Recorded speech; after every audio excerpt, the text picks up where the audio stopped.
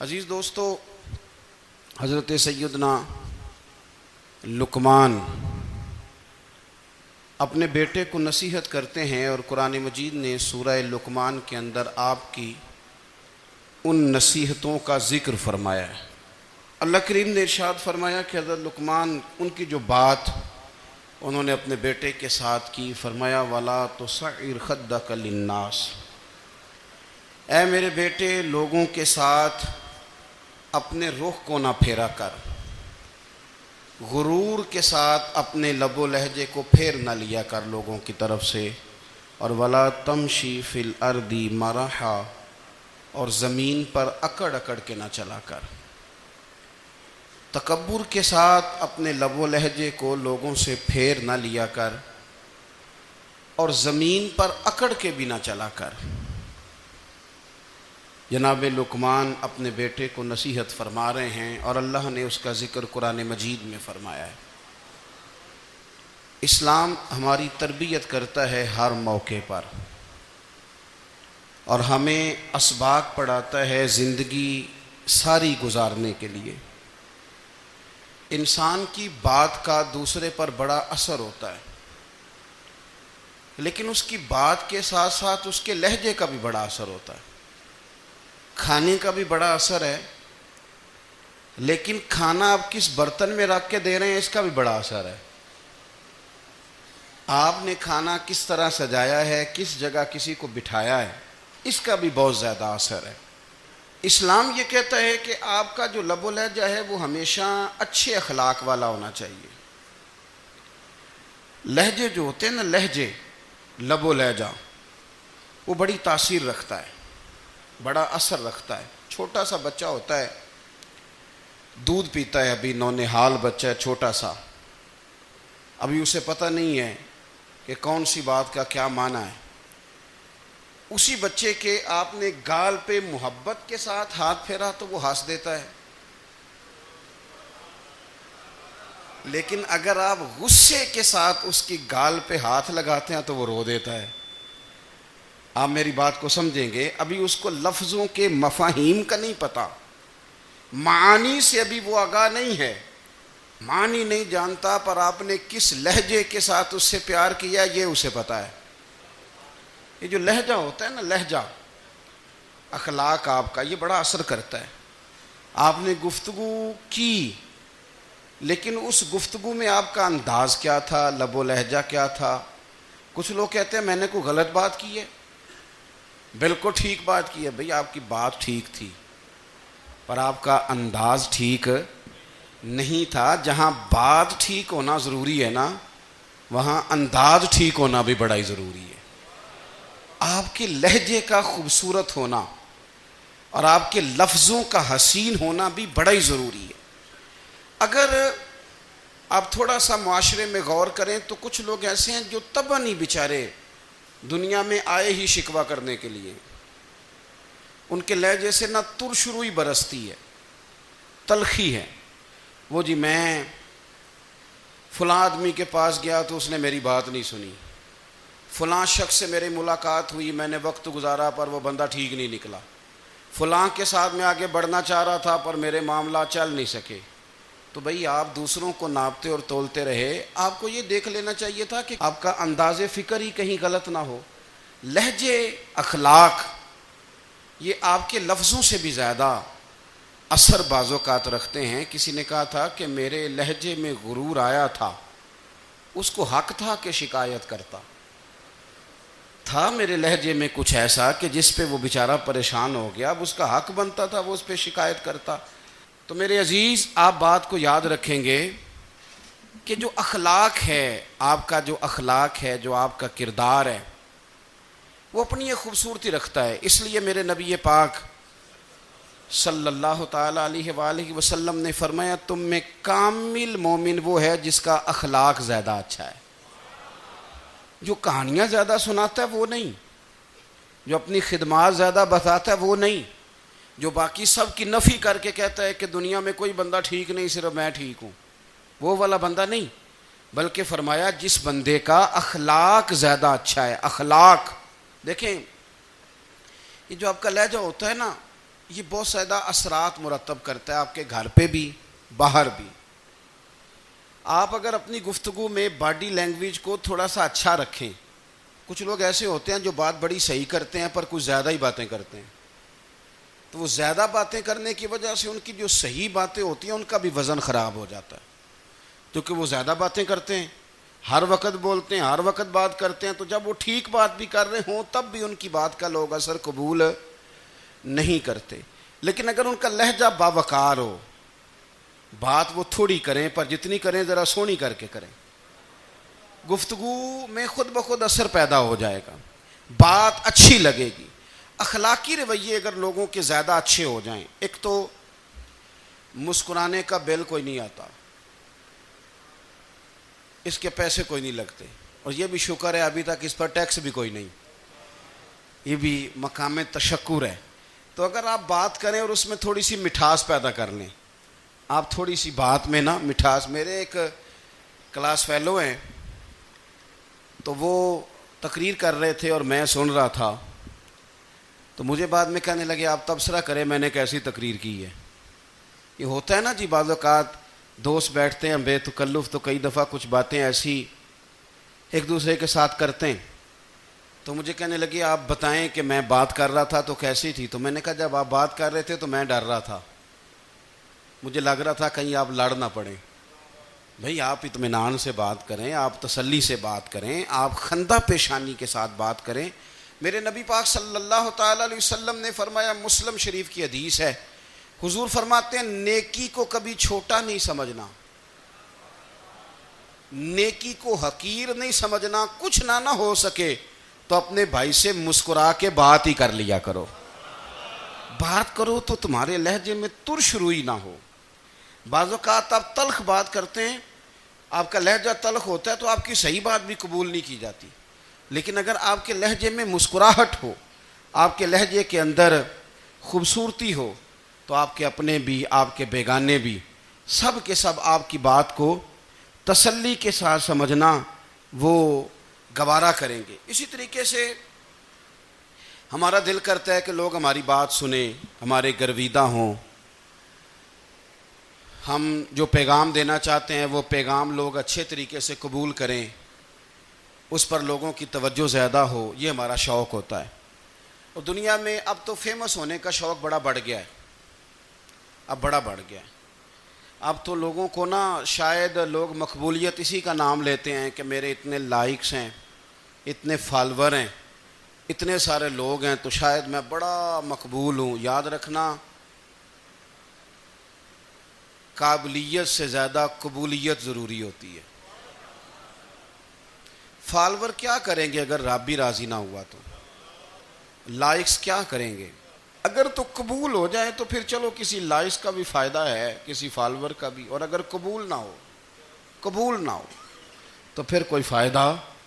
جنوں پریتم اپنا آنکھ ہی نہ, وہ اجے سہاگن ہو ہی نہیں. تو جب وہ قبول کر لے پھر تو بڑی بات ہے, اور اگر قبولیت نہ ہو تو پھر بڑے بڑے مجمع بھی کوئی فائدہ نہیں دیتے. ہماری خواہش ہوتی ہے کہ لوگ ہمیں جانیں, لوگ ہمیں پہچانیں, ہمارا بڑا نام ہو, ہمارا بڑا ذکر ہو, ہمارے بڑے تذکرے ہوں. تو میرے نبی پاک صلی اللہ تعالی علیہ وسلم نے ارشاد فرمایا, حضرت ابو ہریرہ رضی اللہ تعالیٰ عنہ روایت کرتے ہیں, حضور فرمانے لگے تم مال کے ذریعے لوگوں کو اپنا گرویدہ نہیں بنا سکتے, پیسے دے کے لوگوں کو پیچھے نہیں لگا سکتے. کتنے کو دو گے؟ دیکھیں نا, پیسوں سے تو بندے کا لالچ شروع ہو جاتا ہے. ایک دفعہ دیں, پھر دوسری دفعہ دیں, پھر تیسری دفعہ دیں. روز دیں گے تو بندہ راضی ہوگا, اور اگر آپ نے 99 دفعہ دیا, ایک دفعہ نہیں دیا تو وہ ناراض ہو جاتا ہے. تو کتنا کو لالچ پورا کریں گے.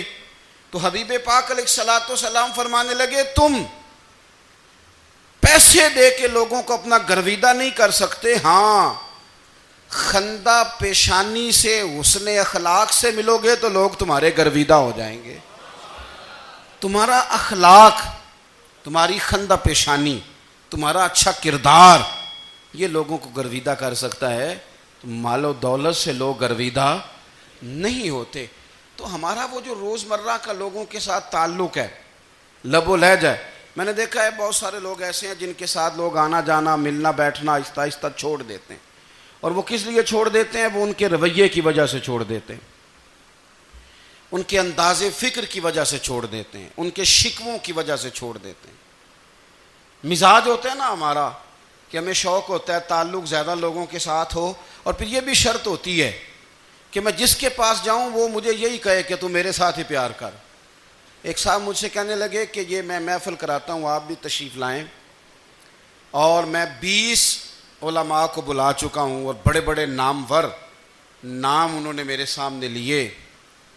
میں نے ان سے پوچھا کہ جو نام آپ نے لیے ہیں اور آپ کی تصویریں بھی ساتھ ہیں، میں الحمدللہ تسلیم کر گیا ہوں آپ کی بات کو، لیکن سوال میرا یہ تھا کہ کیا آپ نماز بھی پڑھتے ہیں؟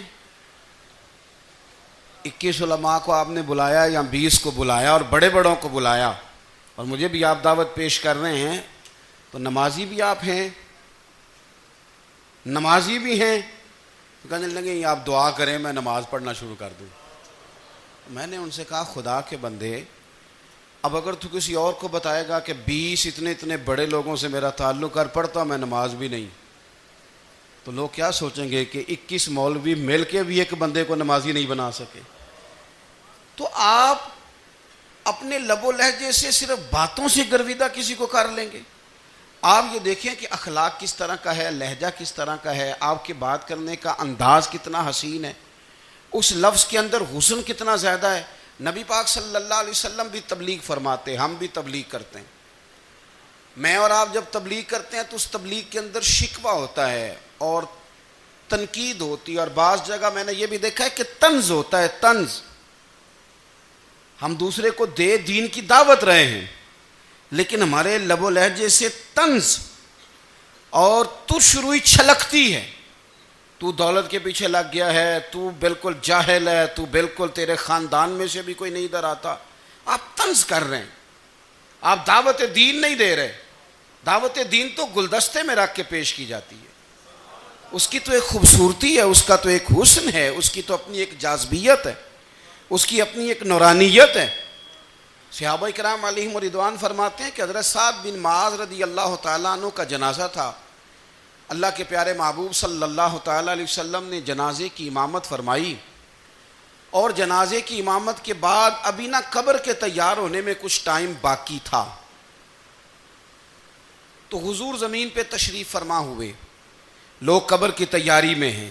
بعض اوقات ہوتا ہے نا ابھی قبر نہیں تیار ہوئی، تو کہتے ہیں کہ لکڑی کے ساتھ حضور نے زمین کریدنی شروع کر دی، اور دیر تک حضور نے چہرہ نور کو زمین کی طرف جھکائے رکھا، گویا زمین شرف دیدار حاصل کرتی رہی۔ دیر تک چہرہ نور جھکا رہا زمین کی جانب، حضور نے رخ نور کو پھیر لیا۔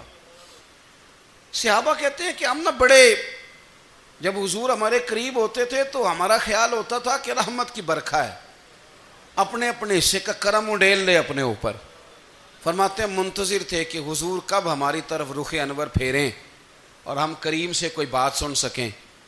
ارشاد فرماتے ہیں کہ ہم بڑے شدید منتظر تھے، دیر کے بعد نبی پاک علیہ الصلوۃ والسلام نے چہرہ انور اٹھایا، دیر کے بعد چہرہ انور اٹھایا۔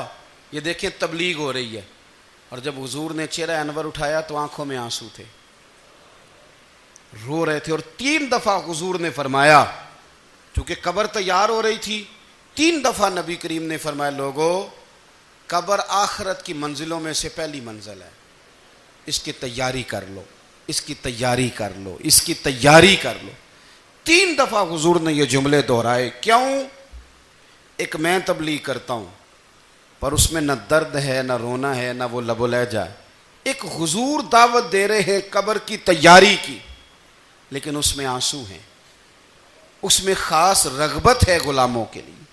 تو اپنی زندگی کے اندر جو ہمارا انداز تکلم ہے، ہمارا انداز گفتگو ہے، میں کہا کرتا ہوں کہ ہم نا دین کے لیے جب کلام کر رہے ہوتے ہیں تو شدت ہوتی ہے ہمارے جملوں کے اندر، بعض مقامات شدت کے ہوتے ہیں۔ آپ جہاد کی بات کر رہے ہیں، ناموس رسالت کی بات کر رہے ہیں، تو کسی جگہ آپ کے لب و لہجے کے اندر شدت کا ہو جانا برا نہیں ہے، بلکہ وہ اچھا ہے۔ لیکن میرے عزیز ہر وقت ہی کچھ لوگ تلخ ہیں، انہیں کسی وقت بھی آپ ان سے ملاقات کر لیں وہ لوگ آپ کو پریشان ہی نظر آئیں گے۔ حضرت سیدنا عبداللہ ابن عمر رضی اللہ تعالیٰ عنہ روایت کرتے ہیں کہ نبی پاک صلی اللہ تعالیٰ علیہ وآلہ وسلم نے ارشاد فرمایا کہ جنت میں ایسے بھی کمرے ہوں گے، جنت میں کچھ ایسے کمرے، کچھ ایسے مکانات بھی ہوں گے کہ باہر کھڑے ہوں گے تو اندر نظر آئے گا، اور اندر کھڑے ہوں گے تو باہر نظر آئے گا۔ یعنی ایک تو تم آئینے لگاتے ہو نا، وہ دیواریں اتنی شفاف ہوں گی کہ اندر باہر سے ان کا حسن دکھائی دے گا۔ حضرت سیدنا مالک اشعری رضی اللہ تعالیٰ عنہ بیٹھے تھے، کہتے ہیں میں نے فوراً عرض کی حضور وہ ملیں گے کس کو؟ وہ جو اتنے حسین گھر ہوں گے کہ دیواریں ہی شیشے کی محسوس ہوں گی، اندر باہر سے حسن کے جلوے دکھائی دیں گے، حضور وہ ملیں گے کسے؟ تو اللہ کے پیارے محبوب علیہ السلام نے فرمایا وہ اس کو ملیں گے جو گفتگو اچھی کرے گا، جو گفتگو اچھی کرے گا، لب و لہجہ اخلاق والا ہوگا، گفتگو اچھی کرے گا، لوگوں کو کھانا کھلائے گا، اور جب لوگ سو رہے ہوں گے تو وہ اٹھ کے اپنے رب کی عبادت کرے گا۔ اس شخص کو وہ مکانات ملیں گے جن کی دیواریں آئینے کی مانند ہوں گی، جن کا حسن تازہ ہوگا، جن کو اللہ تبارک و تعالیٰ نے اپنے فضل سے مزین کیا ہوگا، سنوارا ہوگا۔ ہم اگر تھوڑی سی توجہ کریں نا تو کئی دفعہ وقت گزر جاتا ہے، لہجہ نہیں بھولتا، لہجہ یاد رہتا ہے۔ آپ تو 2 منٹ کے لیے غصے میں تھے نا، تو آپ نے کوئی بات کر دی کسی غریب کو، کسی شخص کو،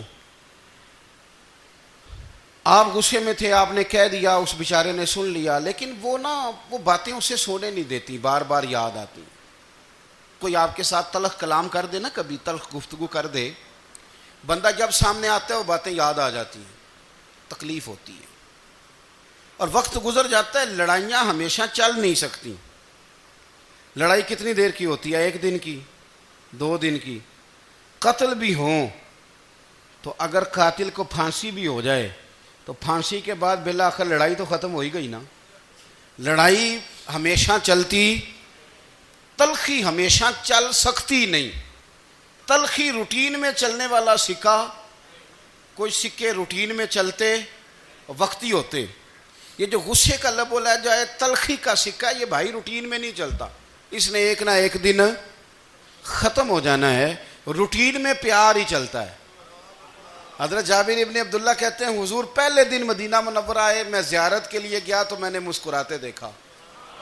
10 سال میں دیدار کرتا رہا، اور وصال سے چند دن پہلے بھی میں نے زیارت کی تو مدینے والے محبوب کو مسکراتے ہوئے ہی دیکھا ہے۔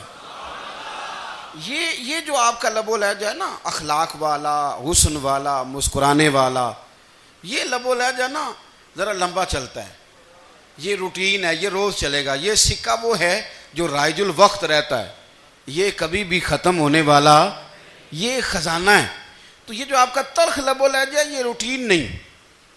عارف رومی رحمۃ اللہ علیہ فرماتے ہیں کہ وہ مثال دینے کے لیے بات سمجھاتے ہیں، فرماتے ہیں ایک شخص جنگل میں لکڑیاں کاٹنے جایا کرتا تھا تو شیر سے دوستی ہو گئی، یعنی ڈائریکٹ بادشاہ سے دوستی ہو گئی، اور بادشاہ بھی وہ جو جنگل کا بادشاہ ہے، جنگل کے بادشاہ سے دوستی ہو گئی۔ اب وہ لکڑہارا غریب آدمی تھا، لکڑیاں تو کاٹنی ہوتی تھیں، تو وہ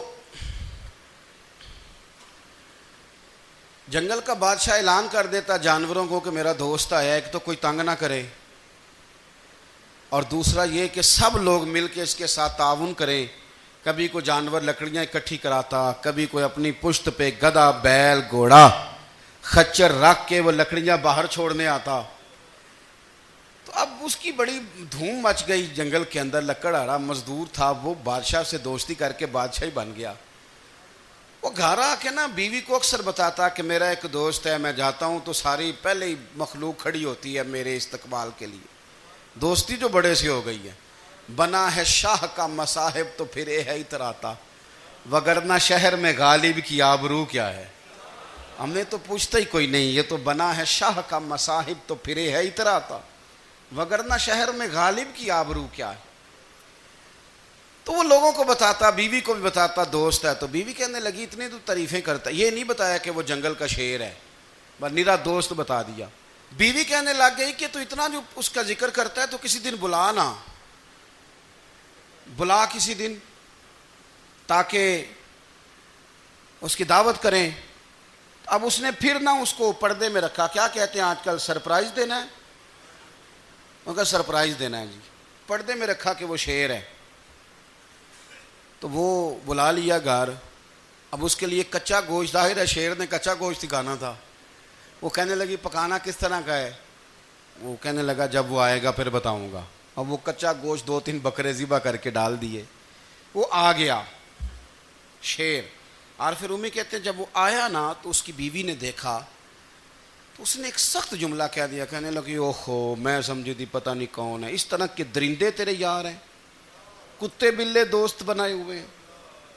یہ کیا بات ہوئی؟ خیر وہ شیر نے سن لیا، گوشت کھایا، وہ چلا گیا. اگلے دن لکڑ آ رہا، لکڑیاں کاٹنے گیا تو شیر نے ملاقات کرتے ہی لکڑ آرے سے کہا کہ یہ نا کلاڑی اٹھا اور میری پشت پہ نا ایک زخم کر دے. اس نے کہا نہیں میں یہ کام نہیں کرتا، تو میرا دوست ہے. اس نے کہا سن بھائی میں نے پیار سے کہا ہے تو مان جا، ورنہ میں ہوں شیر، میں نے تجھ سے منوا ہی لینا ہے. میں کوئی تکلیف دوں گا مناسب نہیں، تو کر. اس نے کلاڑی اٹھائی اور اس کی پشت پہ ایک زور سے زخم لگا دیا، خون بہنے لگا. اس نے کہا تو نے آج کے بعد آنا ہے، لکڑیاں کاٹنی ہے، تجھے کوئی کچھ نہیں کہے گا، بس یہ ایک حکمت تھی جو میں نے کیا ہے. قصہ مختصر. وہ آتا رہا، لکڑیاں ملتی رہیں، خدمت بھی ہوتی رہی. 6-8 ماہ گزر گئے. ایک دن شیر اس سے کہنے لگا یہ میرے ذرا بال اٹھا کے دیکھ، وہ جو تو نے زخم لگایا تھا وہ کہاں پہ ہے؟ اس نے وہ بال اٹھا کے دیکھا تو زخم ملا ہی نہیں. کئی جگہ پہ ٹٹولا کا یار یہاں تھا یہاں تھا یہاں تھا. شیر نے پھر کیا کمال ہی جملہ کہا. اس نے کہا کہ وہ جو کلاڑی کا زخم تو نے لگایا تھا نا وہ مکمل ہو گیا، لیکن تیری بیوی کا جو لہجہ تھا اور اس کی جو تلخی تھی وہ آج تک میرے ذہن میں موجود ہے. وہ ابھی بھی مجھے تکلیف دیتی ہے. بات سوچتا ہوں مجھے اس نے درندہ کہا، اس نے میرے بارے میں اتنے کچے اور کمزور اور سخت جملے کہے، تو وہ بات مجھے بھولتی، وہ آج بھی میرے ذہن میں اسی طرح گونجتی ہے. تلخ جملے جو اس نے کہے اور خوفناک جو انداز اس نے اختیار کیا، وہ بات مجھے کبھی بھی بھولتی. تو آپ کے لفظ لوگوں کو بھول جاتے ہیں پر لہجہ یاد رہتا ہے اگر ہم اپنے لہجے پر تھوڑی توجہ ہی کر لیں. کچھ لوگ کہتے ہیں جی میرا جی روٹین ہی یہ ہے بات کرنے کی. تو یہ یاد رکھنا کسی وقت ایسا بھی ہوتا ہے کہ شیر کو سوا شیر مل جاتا ہے. پھر ایسا نہ ہو کہ آپ کی تلخی کی جواب میں کوئی اس طرح کی تلخی ہو کہ پھر آپ اس کو کبھی بھلا نہ سکیں. ہمارے ہاں نا یہ دور تیزیاں دکھانے کا دور ہے.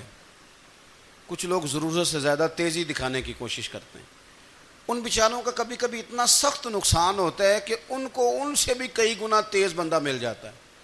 وہ کسی ایسی جگہ جا کے بیچارے الجھ جاتے ہیں جہاں سے واپسی کا راستہ نظر نہیں آتا. حضرت حانی رضی اللہ تعالیٰ عنہ اپنی قوم کے ایک وفد کے ساتھ نبی پاک صلی اللہ علیہ وسلم کی بارگاہ میں حاضر ہوئے. نبی پاک علیہ السلام نے ان کی ساری باتیں سنی. تو ان میں سے ایک شخص نے عرض کی یا رسول اللہ صلی اللہ علیہ وسلم میں نا زیادہ باتیں نہیں یاد رکھ سکتا. حضور میں شاید کمزور حافظے والا ہوں، زیادہ باتیں نہیں میں یاد رکھ سکتا. حضور مجھے کوئی ایک ایسی بات آپ ارشاد فرما دیں کہ میں عمل کروں تو پھر جنت میرا مقدر بن جائے.